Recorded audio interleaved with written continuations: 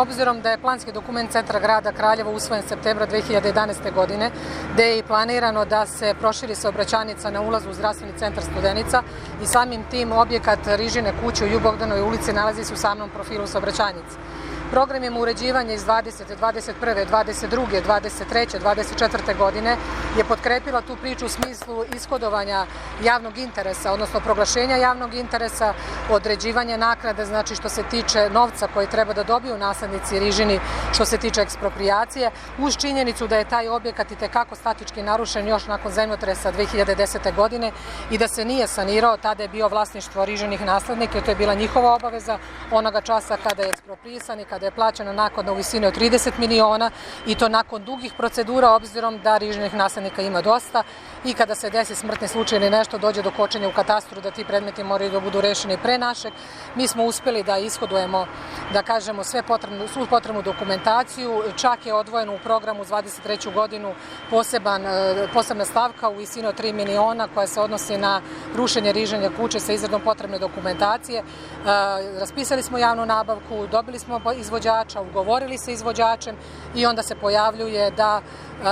u momentu kada se je radio urbanistički projekat za izgradnju budućeg dijagnostičkog centra, gde je komisija dala saglasnost na projekat, gde je potvrđen projekat, gde su izdati lokacijski uslovi, građevinska dozvola, mi smo dobili obaveštenje da ne može da se izda rešenje zato što je žalbu podneo naš zavod Kraljevački. Mi smo se sa svom dokumentacijom koju ću vam ja dati ovde na uvidu, imat ćete je posle, obratili Republičkom zavodu jer smo od njih dobili čak dopis da ukoliko mislimo da je narušeno neko u samom postupku i procedurama, da im se obratimo sa validnom dokumentacijom. Mi smo to i uradili, dostavili smo svu dokumentaciju koja potkrepljuje ovo sve što ja kažem, da vam ne čitam puno tih dokumenta ovde prisutno. I iza toga smo čak dobili, kada smo krenuli u rušenje, odnosno samo izvođenje, dobili smo i činjenicu da je preko tog objekta prolazili su kablovi koji su snabdevali okolne objekte strujom, internetom i svemu ostalom. Dok smo to raščistili, iznenadilo nas je, moram da priznam, i žalba drugom stepenu od strane našeg lokalnog zavoda za zaštitu spomenika kulture, to znači Ministarstvo građevinarstva, saobraćaja i infrastrukture, koje je slalo svoje inspektore, koje je ponovo prešao ceo predmet.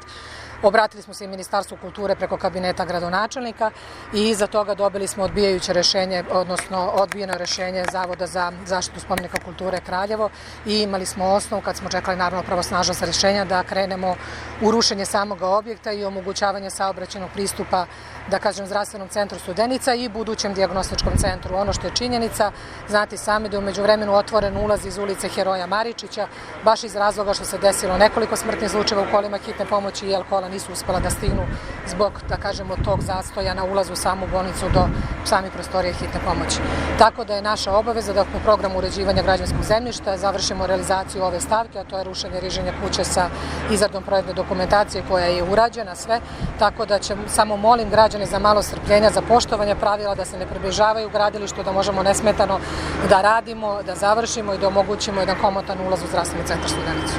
Da li je bilo šanse da se kuća sačuva, pošto ljudima s polja ona nije izgledala tako trošno? Ona s polja tačno nije izgledala, međutim ona je izuzetno bila narušena, vršeno je nekoliko veštačenja samog objekta i moram da priznam, kada dođe do eksproprijacije i isplate 30 miliona, zamislite samo činjenicu da je nekim čudom, što je nemoguće proceduralno i dokumentovano, da ona bude sačuvana, onda bi naslednici Riže tužili grad u smislu što ste nam onda eksproprisali, zadržali bi je mi sami. Znači ona prosto nema osnova da bude s polja, je možda izgledala, da kažemo, relativno stabilna, ali nije. Znate sami da su postojale skele koje su pretile opasnost, da moram da priznam da mislim da jedan stari gospodin pre nekog možda mesečak dana je i pao u blizini toga samog objekta, a da ne pričamo o tome da neko počne da ulazi u sam objekat, jer gore je već bila katastrofa, krova nije imalo i sam objekat je bio narušen. Znači da bi opstalo, trebala su puno sredstva za sanaciju, izmene, da kažem, samog režima saobraćaja i svega ostalog, dovođenje u pitanje ulazka u zdravstveni centar kod Studenicu, koji je nam i inače tesan, pa i u krajnjem slučaju izgradnja budućeg dijagnostičkog centra.